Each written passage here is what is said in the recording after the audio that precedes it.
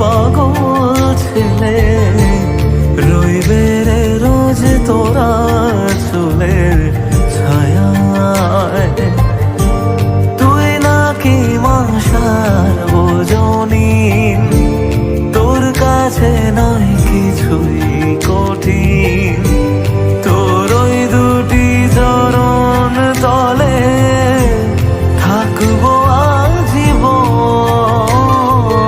শ্যামা মা তোর চরণ ধরে থাকতে দিস রে জন।